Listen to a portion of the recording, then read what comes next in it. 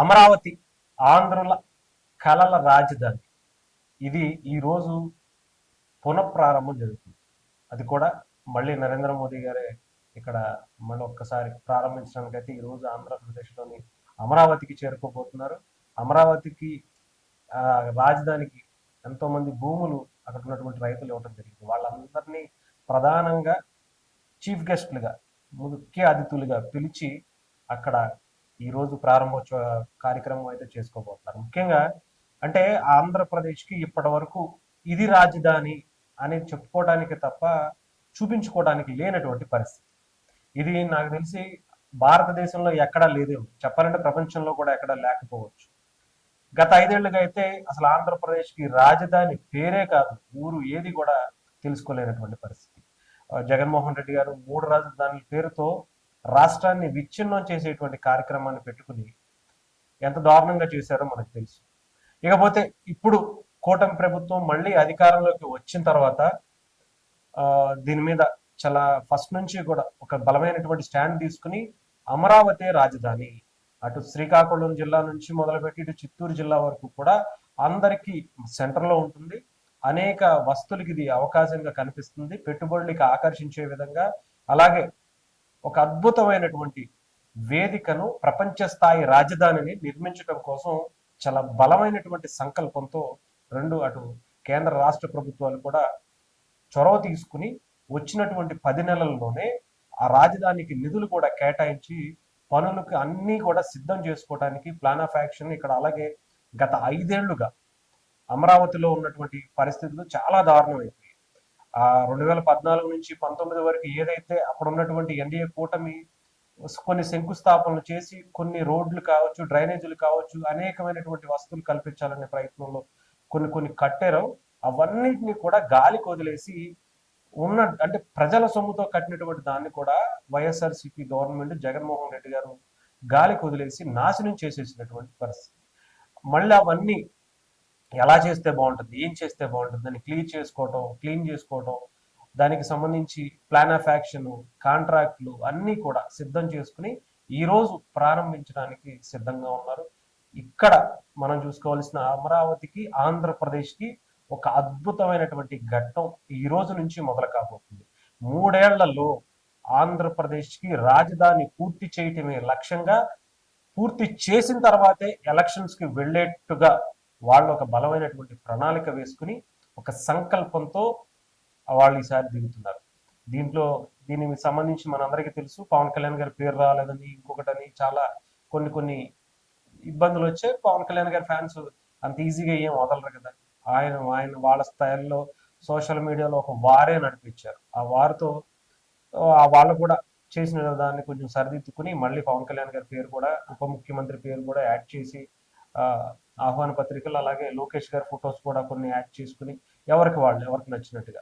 So ఆహ్వాన పత్రికతో ఈరోజు నరేంద్ర మోదీ గారి మన ప్రధానమంత్రి నరేంద్ర మోదీ గారి ఆధ్వర్యంలో మరొకసారి, గతంలో మనందరికీ తెలుసు చాలా మంది ఎగతాళి చేశారు, మట్టి తీసుకొచ్చి మట్టి కొట్టారు మనకి అని చెప్పి. కాకపోతే ఈసారి పెట్టుబడులతో, అలాగే అనేకమైనటువంటి అవకాశాలతో మోదీ గారు ఈసారి ఆంధ్రప్రదేశ్లో చాలా కీలకమైనటువంటి ప్రకటనలు కూడా చేయబోతున్నట్టుగా కూడా తెలుస్తా ఉంది. ఎందుకంటే గతంలో ఉన్నటువంటి చెడ్డ పేరుని పక్కకు పెడితే అప్పుడు ఆంధ్రప్రదేశ్ విలువ కొంత తక్కువగానే ఉంది కేంద్ర ప్రభుత్వంలో, కానీ ఇప్పుడు చాలా కీలకంగా మారింది. ఆంధ్రప్రదేశ్ ప్రభుత్వం, అలాగే ఇక్కడ ఉన్నటువంటి ఎంపీలు, పవన్ కళ్యాణ్ గారు లాంటి వ్యక్తి ప్రభుత్వంలో ఉండటం, ఏదన్నా మాట్లాడినా, ఏదన్నా తక్కువ చేసినా వెంటనే తిరగబడి మాట్లాడగలిగేటువంటి సత్తా ఉన్నటువంటి నాయకుడు పవన్ కళ్యాణ్ గారు లాంటి వాళ్ళందరినీ చూసి డెఫినెట్గా మనం ఆంధ్రప్రదేశ్కి పెట్టుబడి పెట్టాలి, మనం ఇవ్వాలి, వాళ్ళకి అవకాశాలు ఇవ్వకపోతే మనం ఇబ్బంది పడతాం అనే దాని మీద భయపడ్డారు. ఇంకొకటి అనుకున్నారు, ఏదైనా కావచ్చు, చేయాల్సినటువంటి పరిస్థితికి అయితే వచ్చింది. సో ఈసారి మోదీ గారు కూడా డెఫినెట్గా ఒక మంచి ప్యాకేజీల రూపంలోనూ, ఇంకొకటి రూపంలోనూ, మంచి కంపెనీల రూపంలోనూ ఈసారి ఇవ్వబోతున్నారు అనేది మాత్రం చాలా స్పష్టంగా కనిపిస్తూ ఉంది. మంచి సపోర్ట్, గతం కన్నా చెప్పాలంటే ఇన్ని సంవత్సరాల భారతదేశ రాజకీయ చరిత్రలో ఏ రాజధానికి, ఏ రాష్ట్రానికి ఇవ్వనటువంటి అవకాశాన్ని ఈసారి ఆంధ్రప్రదేశ్కి ముఖ్యంగా అమరావతికి ఇవ్వబోతున్నారు. అందులో ఎటువంటి సమస్య లేదు. ఏదో గతంలో నీళ్లు మట్టి ఇచ్చి మట్టి కొట్టారు, పవన్ కళ్యాణ్ గారు పాచిపోయిన లడ్డూలు ఇచ్చారు అన్నట్టుగా మాటలు వచ్చాయి. ఇవన్నీ పక్కన పెడితే ఈరోజు డెఫినెట్గా అవన్నీ కూడా క్లియర్ చేసుకున్న తర్వాతే ఇప్పుడు రాజధానికి వచ్చారు. ఒక అద్భుతమైనటువంటి చెప్పాలంటే మొన్న బడ్జెట్లో కూడా అమరావతికి సంబంధించి కేంద్ర ప్రభుత్వం బడ్జెట్ కేటాయించడం అనేది కూడా మనం చూసాం. అలాగే ప్రపంచ బ్యాంకు నుంచి డబ్బులు ఇప్పిస్తామని చెప్పడం, ఇవన్నీ కూడా చాలా విషయాలు.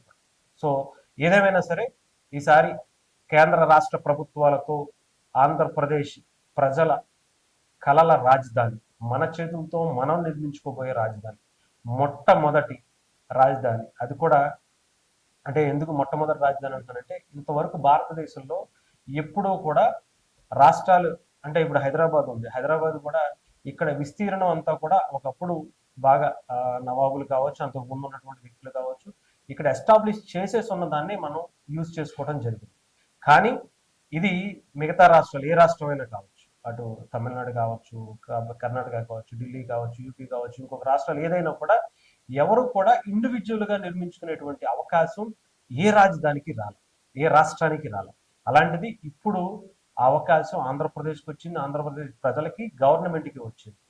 పక్కా ప్రణాళికతో ఎక్కడెక్కడ ఏముంటే బాగుంటుంది, ఎక్కడెక్కడ ఏం కడితే బాగుంటుంది, ఎలాంటి అంటే దీర్ఘకాలిక వస్తువులు కావచ్చు, అనేకమైనటువంటి ఆలోచనలకు ఒక బలంగా రోడ్లు కావచ్చు, డ్రైనేజ్ సిస్టమ్ కావచ్చు, ఒకవేళ ఎలాంటి ఫ్లడ్స్ వస్తే కనుక ఎలాగా మనం దాన్ని ప్రొటెక్ట్ చేసుకోవాలి, ఇవన్నీ కూడా. అలాగే ఒక 20 ఏళ్ల తర్వాత బలమైనటువంటి జనాభా పెరిగిన దాన్ని బట్టి ఇక్కడ వస్తువులు సౌకర్యాలు అన్నీ దృష్టిలో పెట్టుకుని ఒక బలమైనటువంటి మోడల్గా దీన్ని తీర్చుకుని ఈసారి తీసుకురాబోతున్నారు. డెఫినెట్గా ఒక అద్భుతమైనటువంటి కట్టడాలని, ప్రపంచ స్థాయి రాజధానిని అమరావతిలో చూడబోతున్నాం.